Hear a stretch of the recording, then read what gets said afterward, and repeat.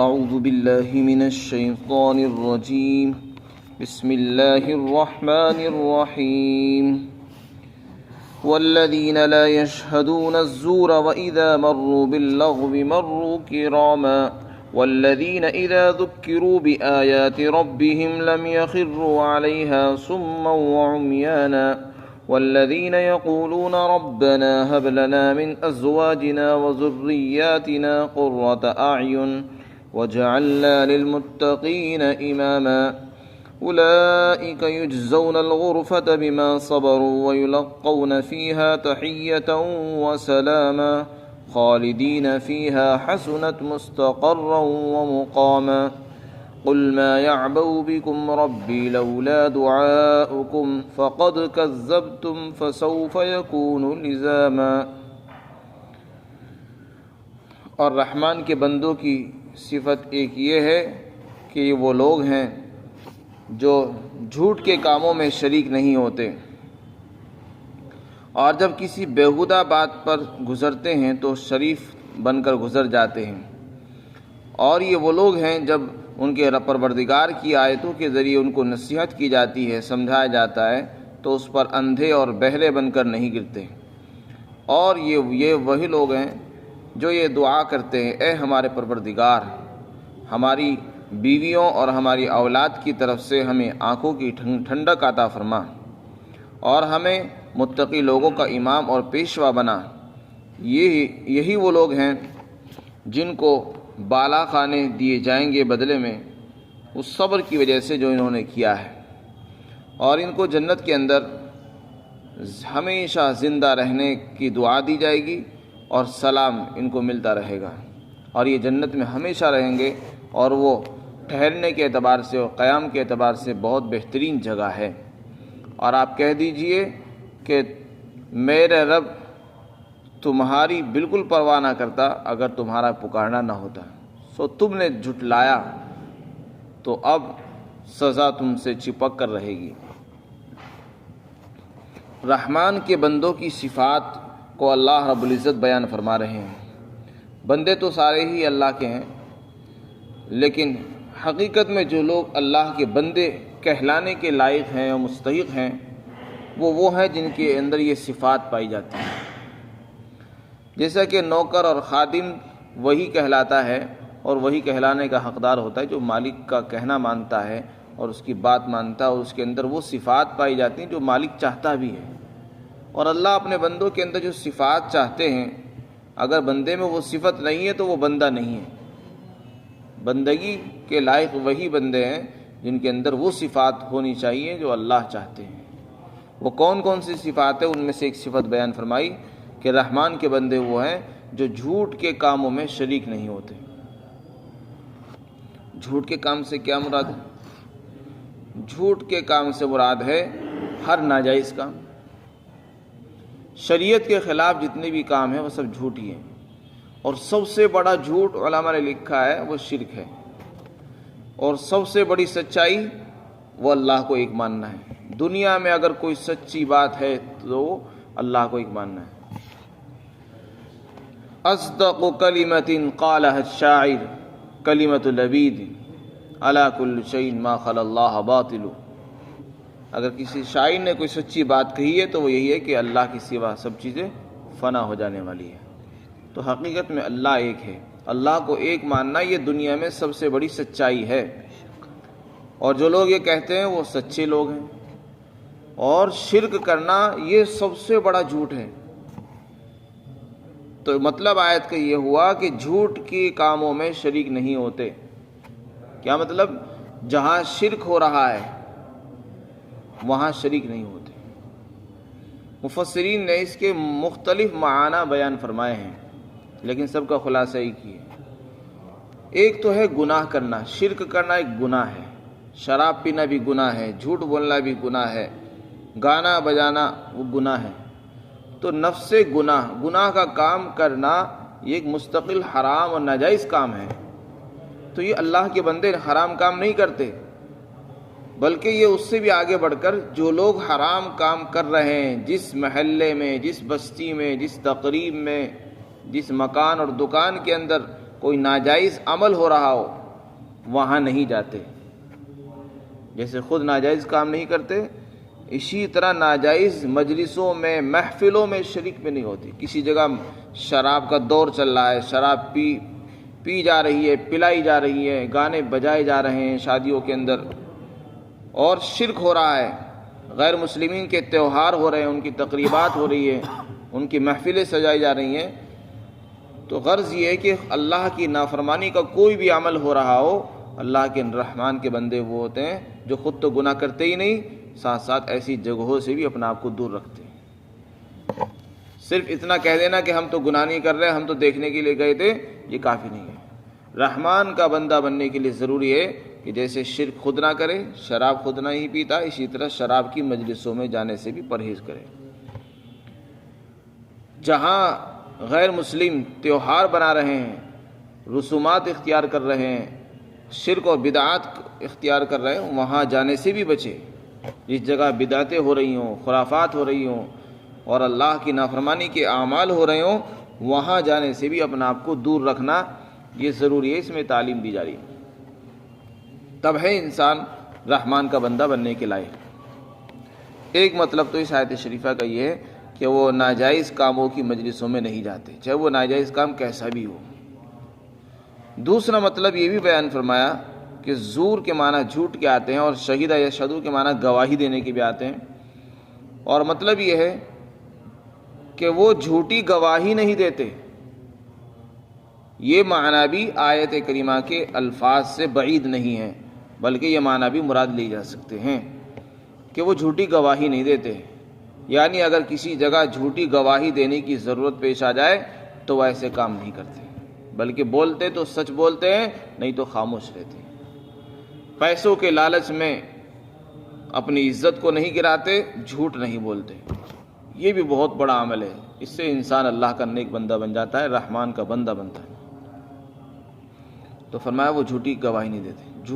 جھوٹ بولنا خود ایک مستقل نحوست اور ناجائز عمل ہے، اور جھوٹی گواہی دینا جس سے حق چھپ جائے اور باطل کو غلبہ ہو جائے، یہ بہت بڑا جرم ہے. اس کی اللہ کے یہاں پکڑ ہوتی ہے. اور آج لوگ صرف پیسوں کے لالچ میں اپنی دنیا بنانے کے لیے جھوٹی گواہی دیے جا رہے ہیں. کوئی یہ نہیں دیکھتا کہ میں حرام کھا رہا ہوں یا حلال کھاتا ہوں، بس جھوٹی گواہی دے دیتے ہیں. وَإِذَا مَرُّوا بِاللَّغْوِ مَرُّوا كِرَامًا. دوسری صفت بیان کی، ایک تو غلط کام نہیں کرتے، دوسرے اگر کبھی اتفاق سے کسی بیہودہ مجلس پر ان کا گزر ہو بھی جاتا ہے تو وہاں جاتے نہیں. کسی جگہ شراب چل رہی ہے، شادیوں میں، تقریبات میں گانے بجائے جا رہے ہیں تو خود شریک نہیں ہوتے، اور اگر اتفاق سے چلے گئے تو وہاں سے شریفوں کی طرح آ جاتے ہیں. یعنی جو لوگ برا کام کر رہے ہیں ان کو پسند نہیں کرتے دل سے، نہ ان کو کچھ کہتے ہیں، اور نہ ان کو دیکھ کر اپنے آپ کو بڑا سمجھتے ہیں. یہ بھی مرض ہے. کوئی آدمی اگر گناہ کر رہا ہو تو اپنے آپ کو بہت اونچا مت سمجھے کہ میں بہت متقی پرہیزگار ہوں، بلکہ اللہ کا شکر ادا کرے کہ اللہ نے مجھے اس کام سے بچایا. تو یہ ہے شریفانہ گزرنا. ان کو بھی کچھ نہیں کہتے اور خود دل میں بھی بڑائی پیدا نہیں ہوتی، بلکہ اس گناہ کی نفرت دلوں میں لے کر اس کو برا سمجھ کر وہاں شریفوں کی طرف گزر جاتے ہیں. وَإِذَا مَرُّوا بِاللَّغْوِ مَرُّوا كِرَامًا. جب کسی بیہودہ مجلس پر تماشا ہو رہا ہو، گانے بجائے جا رہے ہوں اور وہاں سے اتفاق سے گزرنا ہو جائے تو گزر جاتے ہیں. لوگ ان کو کچھ بھی کہتے رہیں، ان کی پرواہ نہیں کرتے، چپ چاپ چلے جاتے ہیں، جواب بھی نہیں دیتے. یہ ان کی صفت ہے.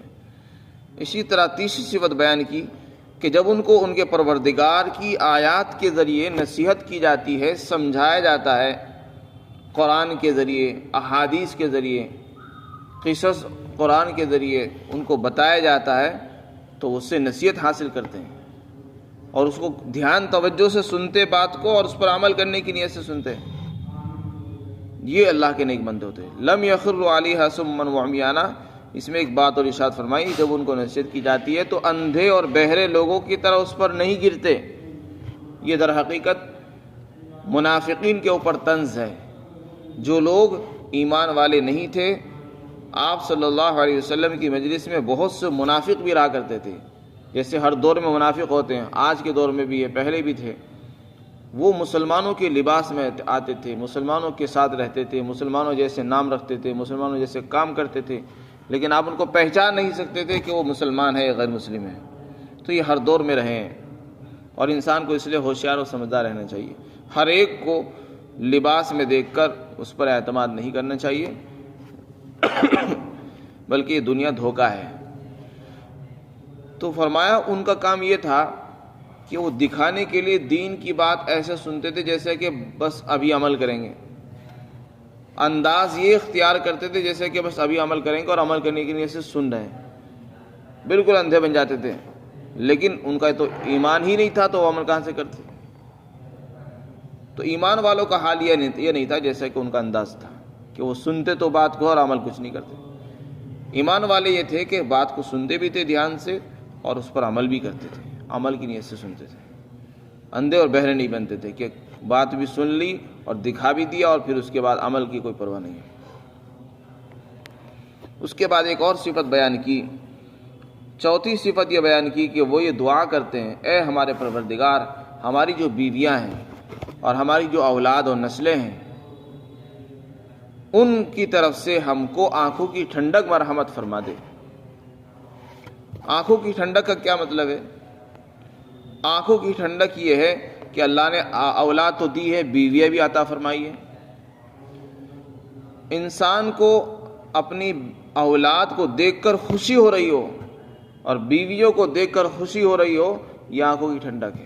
یہ کب ہوگا؟ جب کہ بیویاں فرما بردار ہوں گی، فرما بردار ہوں اور نیک ہوں، دیندار ہوں، اور بچے بھی اللہ کے فرما بردار ہوں، نیکیاں کر رہے ہوں، نماز پڑھ رہے ہوں، تو والد کو اپنی اولاد کو دیکھ کر ٹھنڈک محسوس ہوتی ہے سینے میں، اور اس کی آنکھیں ٹھنڈی ہو جاتی ہے کہ اللہ نے مجھے کتنی اچھی اولاد عطا فرمائی جو میری فرما بردار ہے، حکموں پر چلنے والی ہے اور اللہ کا بھی حکم پورا کر رہی ہے۔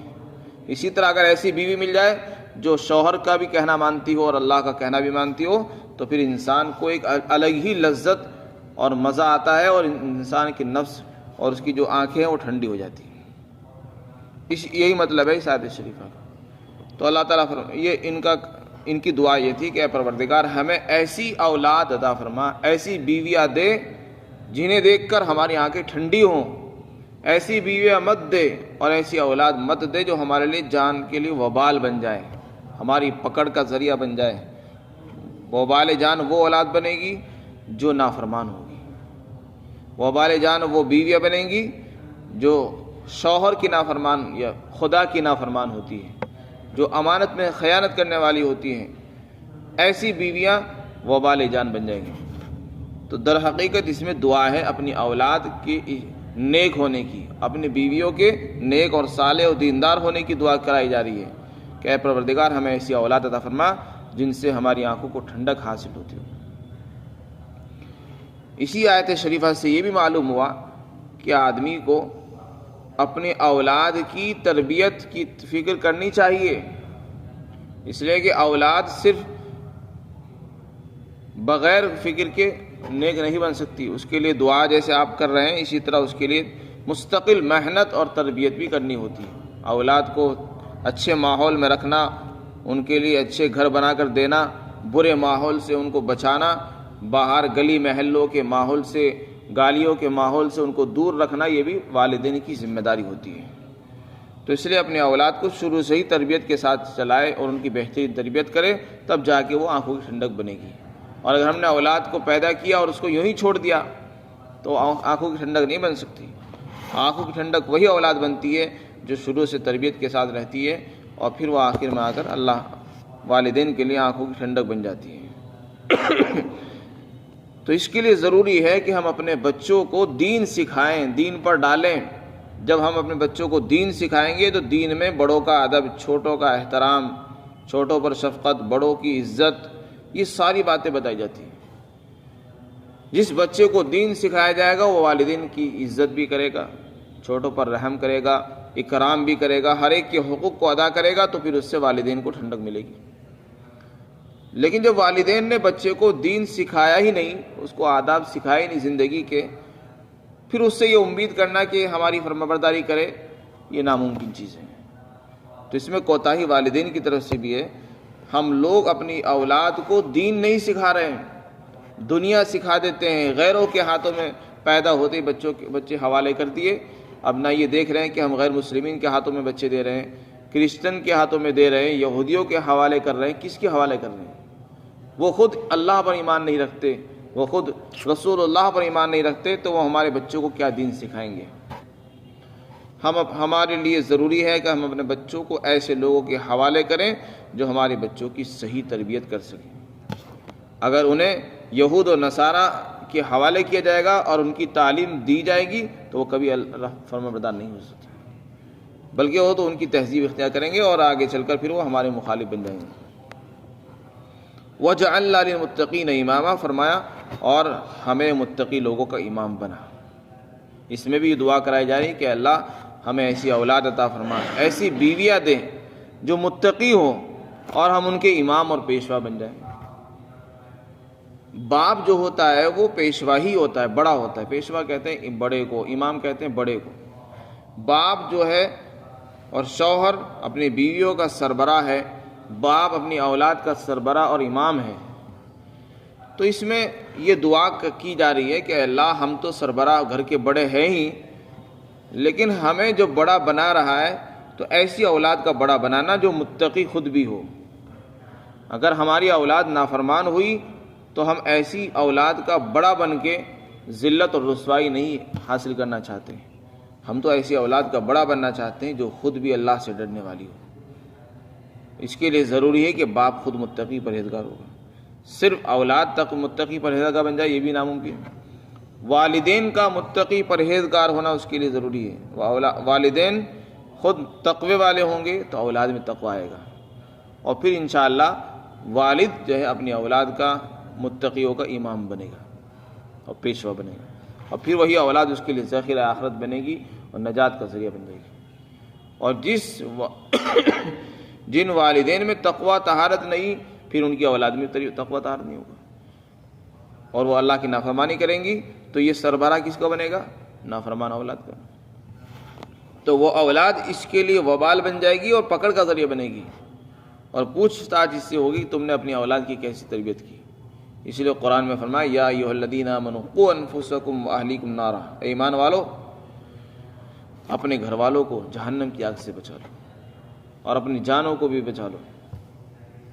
خاص طور سے فرمایا کہ اپنے گھر والوں کو اور اپنی جانوں کو جہنم سے بچاؤ، اور اس کا ایندھن انسان اور پتھر ہوں گے۔ قوا انفسکم واہلیکم نارا۔ آگے فرمایا اولئک یجزون الغرفہ۔ یہ کئی صفات اللہ نے بیان کی متقی لوگوں کی اور اللہ کے رحمان کے جو بندے ہیں ان کی۔ ان تمام صفات کو بیان کرنے کے بعد آخر میں فرمایا جن لوگوں میں یہ صفات ہوں گی ان کو کیا ملے گا بدلے میں؟ فرمایا دنیا میں تو انشاءاللہ سکون، عزت، راحت ملے گی۔ مرنے کے بعد فرمایا مرنے کے بعد ان کو بالا خانے دیے جائیں گے۔ وہ بالا خانے کیسے ہوں گے؟ حدیث شریف میں آتا ہے جنت میں جو بالا خانے ہوں گے وہ ان کا ظاہر اور باطن ایک ہوگا۔ اندر کی چیزیں باہر سے نظر آئیں گی، باہر کی چیزیں اندر سے نظر آئیں گی، ایسے ان کو کمرے ملیں گے۔ بلکہ ایک حدیث پاک کے اندر آتا ہے کہ جو جنت والے لوگ ہوں گے وہ اپنے اوپر جو بالا خانے بنے ہوئے ہوں گے، بالا خانے اوپر کے کمروں کو کہتے ہیں، جنتی لوگ بالا خانوں کی طرف اس طرح دیکھیں گے جیسے کہ دنیا میں زمین میں انسان ستاروں کو دیکھتا ہے اور وہ ستارے جگمگاتے ہیں آسمان میں، اس طرح جو ہے جنتی اپنے اوپر بالا خانوں کو دیکھیں گے اور ان سے خوش ہوں گے، اور وہ یہ سمجھیں گے شاید یہ جنتی یہ تو بڑے اونچے لوگوں کا مقام اور مرتبہ ہے۔ صحابہ نے پوچھا کہ شاید وہ تو انبیاء کرام کا مقام ہوگا، آپ نے فرمایا کہ نہیں، جو لوگ کھانا کھلاتے ہیں اور نمازیں پڑھتے ہیں رات میں ان کو وہ بالا خانے ملیں گے۔